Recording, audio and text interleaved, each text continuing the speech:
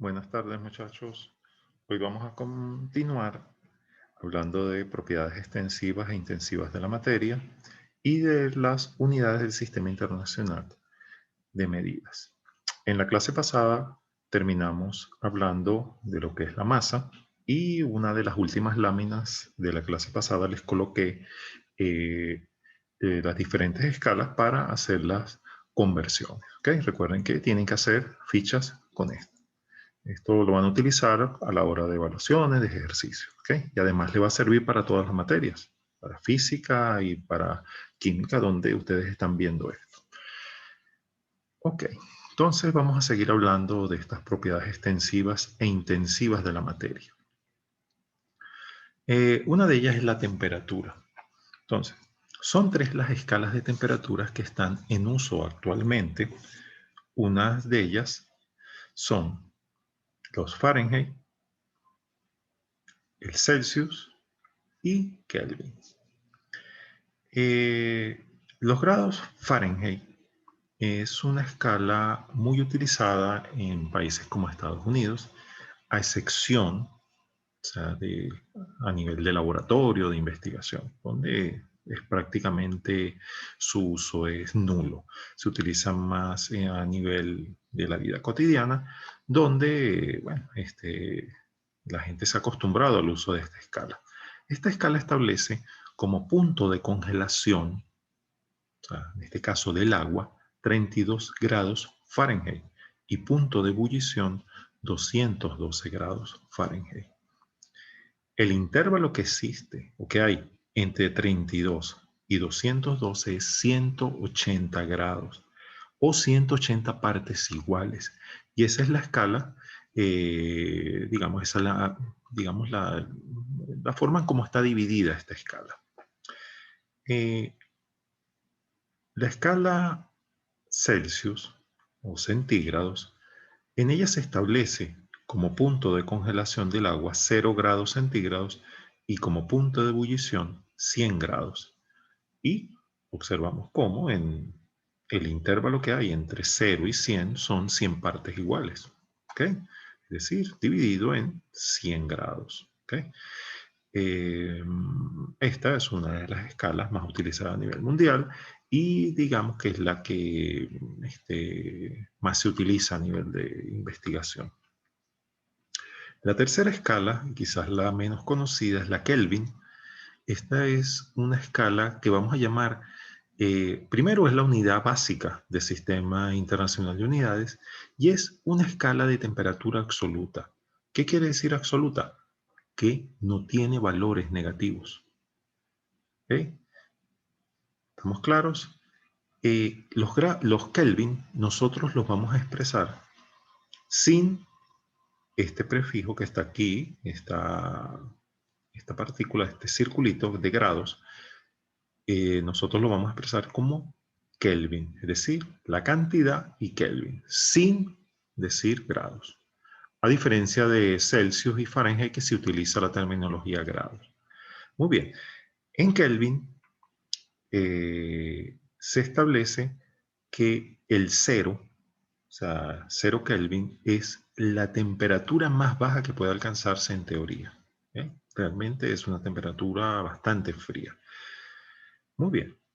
Y bueno, y recuerden que es una escala de temperatura absoluta. No hay valores negativos en Kelvin, como si los hay en Celsius y Fahrenheit. Muy bien. Recuerden que nosotros vamos a trabajar con estas tres escalas para hacer diferentes problemas y para ello vamos a utilizar una serie de fórmulas que nos van a permitir esta transformación. Las ecuaciones algebraicas que están aquí a continuación pues nos van a permitir llevar a cabo con facilidad estas conversiones de temperatura. Fíjense que para Kelvin, a partir de Celsius, es decir, nos dan los grados Celsius y quiero convertirlo en Kelvin, utilizamos esta fórmula, donde la cantidad de grados centígrados o Celsius que nos dan, lo colocamos aquí, sumamos más 273.15 y nos va a dar la conversión en Kelvin. Si quiero obtener Fahrenheit a partir de Celsius, aplico esta fórmula, donde los grados Fahrenheit es igual a 9/5 por los grados centígrados que nos dan, más 32 Fahrenheit. Y si quiero obtener grados Celsius a partir de Fahrenheit, utilizo esta fórmula donde los grados Fahrenheit es igual, perdón, los grados centígrados es igual a los Fahrenheit menos 32 Fahrenheit por 5/9. Esta fórmula, por favor, la colocan en una ficha y va a ser con la que van a trabajar para la resolución de problemas y ejercicios, bien sea cuestionarios o incluso en el examen. Muy bien. Vamos a ver un ejemplo de cómo utilizar esta fórmula. Vemos este ejemplo donde nos dicen convertir 172.9 grados Fahrenheit a grados Celsius. Muy bien, ¿qué fórmula vamos a utilizar? Vamos a utilizar esta fórmula, donde nos dan el valor de Fahrenheit y nos va a permitir obtener los grados Celsius. Está la fórmula, sustituimos este valor en esta fórmula y efectuamos la operación algebraica y nos da 78.3 grados centígrados. Es decir, 172.9 grados Fahrenheit es igual a 78.3 grados centígrados.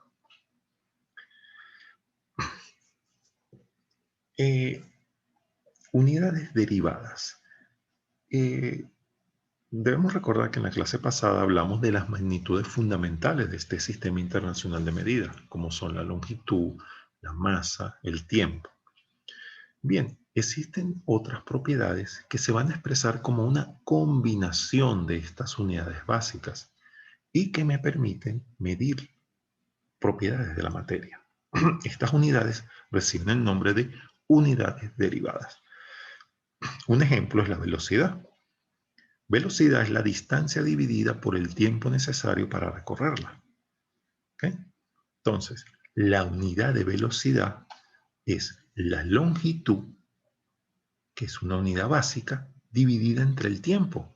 Que recuerden que es otra unidad básica. Entonces, esta velocidad podemos expresarla bien sea en metros sobre segundo o kilómetros por hora. Fíjense que es una combinación de dos unidades fundamentales. Además, existen unidades derivadas que tienen nombres especiales. Uno de ellos es la densidad, que vamos a ver más adelante. Un ejemplo de unidad derivada es el volumen. Recuerden que la unidad de longitud del Sistema Internacional de Medidas es el metro. Y la unidad derivada para el volumen de este sistema internacional va a ser el metro cúbico. El metro cúbico, a pesar de que es una unidad derivada del Sistema Internacional de Unidades, es poco utilizado a nivel científico en ramas como la química, la biología, la bioquímica. ¿Por qué? Porque es una cantidad muy grande. Y en química y en estas ciencias como la biología también, se acostumbra a trabajar con unidades más pequeñas, por lo que es de poco uso el metro cúbico. Pero aquí utilizamos otro tipo de unidad, que es el centímetro cúbico, que digamos que es el que más comúnmente vamos a utilizar. Bueno, un centímetro cúbico es igual a 1 por 10 a la menos 2 metros elevado a la 3, que es lo mismo a 1 por 10 a la menos 6 metros cúbicos. Digamos que está la conversión.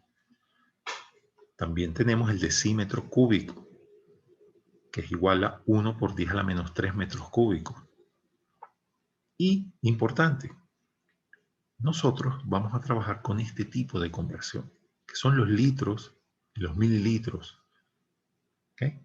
Que digamos que tienen un uso más común. Pero bien, ¿cómo llego yo desde este tipo de escala a la escala de metro cúbico, centímetro cúbico? Pues así. 1000 mililitros son 1000 centímetros cúbicos. Es decir, que 1 mililitro es igual a 1 centímetro cúbico. Y esto es clave. Yo puedo decir 1 mililitro a 1 centímetro cúbico y es lo mismo. Y esta es la manera de integrar estas dos escalas, la de litros y la de metro cúbico. Al final de estas láminas están las conversiones, diferentes conversiones para estas dos escalas. Otra unidad derivada es la densidad. La densidad es una unidad derivada del sistema internacional y ella utiliza como base el kilogramo sobre metro cúbico. Fíjense que está utilizando la masa y el volumen, que es otra unidad derivada. Pero esto es una medida muy grande, poco utilizada a nivel científico, por lo que es más común, y es la que vamos a utilizar nosotros, la expresión gramos sobre centímetro cúbico o, lo que es lo mismo, gramos sobre mililitro. La densidad posee una fórmula que es con la que vamos a estar trabajando y es una fórmula que ustedes deben aprenderse de memoria. Densidad va a ser igual a la masa entre el volumen de esa materia, de esa sustancia. ¿Okay? Expresada en letras, densidad es igual a masa sobre volumen. Una fórmula clave y que nos va a permitir hacer diferentes cálculos. Un ejemplo de un problema es una pieza de platino con una densidad de 21.5 gramos sobre centímetro cúbico, o lo que es lo mismo, gramos sobre mililitro, tiene un volumen de 4.49 centímetros cúbicos o mililitro. ¿Cuál es su masa? Entonces, nos vamos a nuestra fórmula. Densidad igual a masa sobre volumen. ¿Qué nos dan? Nos dan la densidad, nos dan el volumen y esta es nuestra incógnita, la masa. ¿Qué debemos hacer? Despejar la fórmula. Recuerden,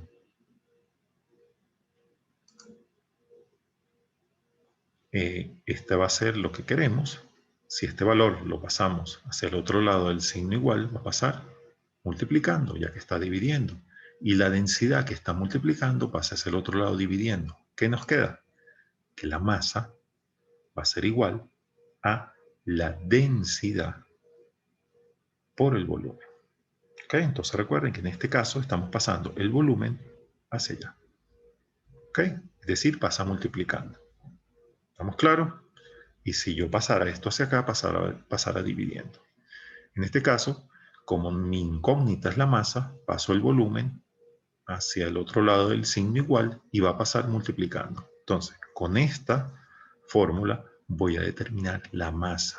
¿Qué tenemos? Tengo la densidad y tengo el volumen. Sustituyo y efectúo la operación. 21.5 por 4.49 me va a dar 96.5 gramos. ¿Okay? Centímetro cúbico con centímetro cúbico se eliminan, quedándome gramos. Y esta es la masa de esa pieza de platino que tiene un volumen de 4.49. Recuerden que es importante que las unidades de esta densidad deben ser las mismas que el volumen. Es decir, que si yo tengo aquí centímetro cúbico, aquí también debo trabajar con centímetro cúbico. Si aquí me hubiesen dado un volumen diferente, vamos a suponer en litros, yo tengo que convertir ese volumen en mililitro o centímetro cúbico. ¿Ok? Recuerden siempre esto, que es igual, centímetro cúbico y mililitro. Muy bien. Esta es una tabla donde se ve la densidad de diferentes sustancias, como el aire, el etanol, el agua. Fíjense, la densidad del agua es 1, mercurio, sal de mesa, hierro, el osmio, donde el osmio es catalogado como el elemento más denso que se conoce. Otra cosa, fíjense que si observamos esta fórmula, a mayor masa voy a tener mayor densidad y a mayor volumen voy a tener menor densidad. Entonces, deben tenerlo claro. Otro punto que deben tomar en cuenta, la densidad es dependiente de la temperatura. ¿Okay? variaciones de la temperatura producen, valga la redundancia, variaciones de la densidad. Muy bien. Estos son, digamos, las diferentes escalas para medir la materia. Al final de esta lámina existen otro tipo de escalas que no son muy utilizadas, pero que debemos conocer porque digamos que se utilizan a nivel